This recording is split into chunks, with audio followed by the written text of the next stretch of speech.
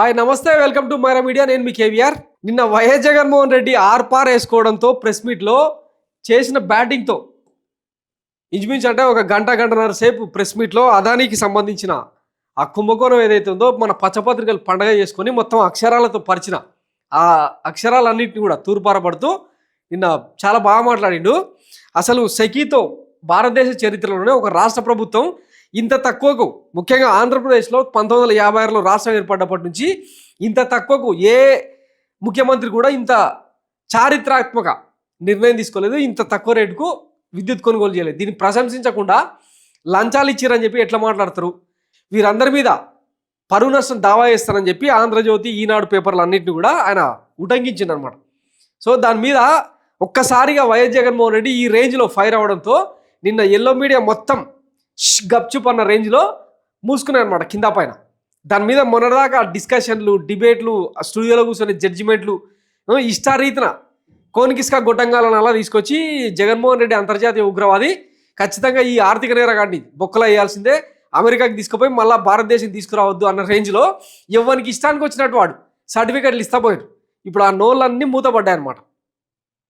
సిగ్గుండాలి అసలు ఈ పత్రికలకు. పత్రికా విలువలన్నీ పక్కన పెట్టి ఇంత డీటెయిల్గా, అంటే ఒక సబ్జెక్టు ముఖ్యమంత్రి హోదాలో ఉండే వ్యక్తి వ్యవస్థలు ఎట్లా పనిచేస్తాయి ఏందనేది తెలుసుకోకుండా దీని చంద్రబాబు గారు, ఆయన భజన బృందం ఇష్టారీతిన విమర్శలు చేయడం, మన పేపర్లలో రాయడం, వాటిని మళ్ళా అసెంబ్లీ సాక్షిగా వల్లే వేయడం ఏమైనా పద్ధతేనా, ధర్మమేనా ఇది? సో ఈ నేపథ్యంలో అంటే YS Jaganmohan Reddy left right ఇచ్చేయడంతోన ఇక వీళ్ళ వాదన ఎట్లుందో చూడండి ఒకసారి.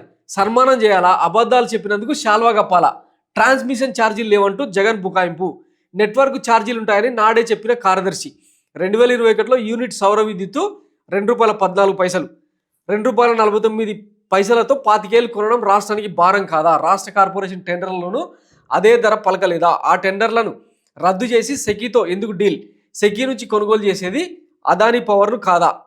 ₹2.14 కంటే ₹2.49 తక్కువ. నా పేరు ఎక్కడుంది? నాకు లంచాలు ఇవ్వడంపై బేరసారాలు జరిపినట్లు ఎక్కడ రాశారు అన్న జగన్ ప్రశ్నకు సమాధానమే ఈ చిత్రం. America securities and exchange commission దర్యాప్తు చేసి అక్కడి కోర్టుకు ఇచ్చిన నివేదికలో ఆంధ్రప్రదేశ్ చీఫ్ మినిస్టర్ అని స్పష్టంగా ప్రస్తావించింది. ఆంధ్రప్రదేశ్ ముఖ్యమంత్రిని గౌతమ్ అదానీ కలిసి ముడుపులు చెల్లించడం లేదా చెల్లిస్తామని హామీ ఇచ్చారు. ఆ తర్వాత సెకీతో ఒప్పందానికి ఏపీ అంగీకరించిందని అజూర్ ప్రతినిధులకు అదానీ గ్రీన్ సమాచారం పంపించింది అని సెక్ స్పష్టం చేసింది. అప్పట్లో ఆంధ్రప్రదేశ్ చీఫ్ మినిస్టర్గా వైఎస్ జగన్మోహన్ రెడ్డి అని ప్రత్యేకంగా చెప్పక్కర్లేదు కదా అని చెప్పి, ఇంకా తప్పు అయినా సరే దాన్ని మళ్ళా బలపరుస్తూ ఎట్లా రాసుకొచ్చిరో చూడండి ఈ పుండాకోరగాళ్ళు. నెక్స్ట్ ఇంకొకటి, లంచం ఇవ్వడానికి జగన్ను కలిశానని అదాని చెప్పారా? అవినీతి ఒప్పందానికి అడ్డగోలు సమర్థన, సెకీతో ఒప్పందం అవినీతికి రోల్ మోడల్ కాదా? దళారీ లేరన్నారు, యూనిట్కి 7 పైసలు కమిషన్ తీసుకుంటున్నా సెకీ దళారీయే కదా? ఏ రాష్ట్రము కొరని కరెంటు కోసం మనం ఎందుకు వెంపర్లాడాం? ఈ ఒప్పందం రాష్ట్ర ప్రజల నెత్తిన లక్షల కోట్ల భారం వేసే గుదిబండ కాదా? ఏ రాష్ట్రం ఎందుకు కొనలేదు? జమ్మూ కాశ్మీర్ కొన్నది, ఒడిశా కొన్నది, ఛత్తీస్గఢ్ కొన్నది, మొత్తం 7 రాష్ట్రాలు ఒప్పందం చేసుకున్నాయి. అన్ని రాష్ట్రాల కంటే ఆంధ్రప్రదేశే ₹2.49 తీసుకున్నట్టు స్పష్టమైన ఆధారాలు ఉన్నాయి. కానీ అవేవి మన పచ్చకళ్ళకు పిచ్చి కళ్ళకు కనపడవు కదా, ఎందుకంటే మనం కళ్ళకు గంతలు కట్టుకొని బాబు గారి సేవా తత్పరతో ఊగిపోతూ ఉంటాం. ఇంత చెప్తున్నా కూడా ఆఖరికి నిన్న సుప్రీంకోర్టు సాక్షిగా జరిగిన వాదనల్లో సైతం ఇదే వెల్లడైనా కూడా మన పచ్చపత్రికలకు, పచ్చ మీడియాకు, ఈ లుచ్చం వాళ్ళకు అర్థం కావట్లేదు. అంటే ఏం చెప్పాలి?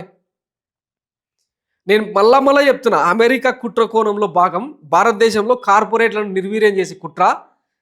సో ఇందులో భాగంగా రకరకాల ఎలిగేషన్స్, ఒక గ్రేప్ వైన్ రిలీజ్ చేసి అదానీ షేర్స్ అన్నింటినీ పండబెట్టి మొత్తం దేశ ప్రజలనంతా గగ్గోలు పెట్టడం ఈ గ్రేప్ వైన్స్ ఉద్దేశం అనమాట.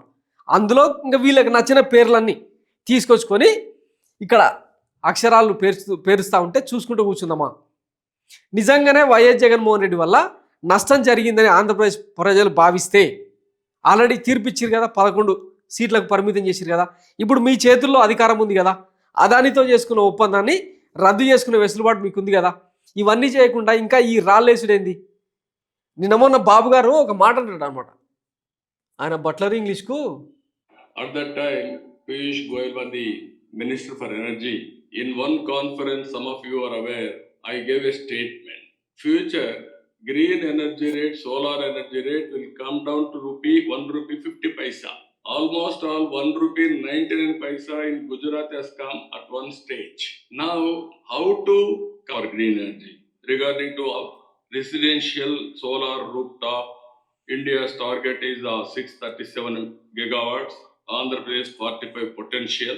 AP targeting 3 gigawatt of solar rooftop development under PM Suryagar, and also Kusum India 35 GW, Andhra Pradesh 9 gigawatt potential.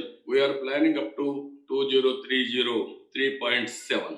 I need Honorable Minister support. All your targets we are prepared to achieve. At least I am taking your target 30% of the country's target. Your vision. We will go for saturation.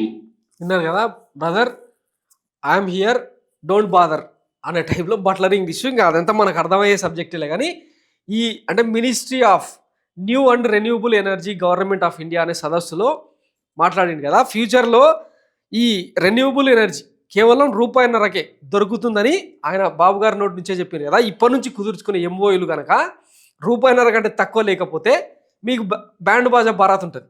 Andhra Pradesh ప్రజలందరూ ఈ మాటల్ని గుర్తుపెట్టుకోవాలి. ఎందుకంటే ఈ లంచాలు ఇచ్చుడు, కమిషన్లు ఇచ్చుడు ఇదంతా ఎవరి నుంచి స్టార్ట్ అయింది? ఈయన నుంచే కదా. ఇవన్నీ మనం దాచిపెట్టి జగన్మోహన్ రెడ్డికి ఎవడైనా తక్కువ ధరకు యూనిట్కు కరెంట్ ఇచ్చి మళ్ళీ లంచం ఇస్తారు ఎదురు. మరీ లాజిక్లెస్గా, బేస్లెస్గా ఇంత నిందలు ఆరోపిస్తూ ఉంటే ఎట్లా? సో ఇక పురుగులు పడి పోవడం తప్పిస్తే అంటే ఆ దేవుడే శిక్షించడం మినహాయిస్తే ఇంకా మనం చేయగలిగింది ఏం లేదు. ఎందుకంటే మ్యాండేట్ ఇచ్చేసినాం కదా 164 సీట్లతో. సో దేవుడు చూసుకుంటాడు, ప్రకృతి చూసుకుంటుంది. Thanks for watching my media. నేను మీ కేవీఆర్. Thank you.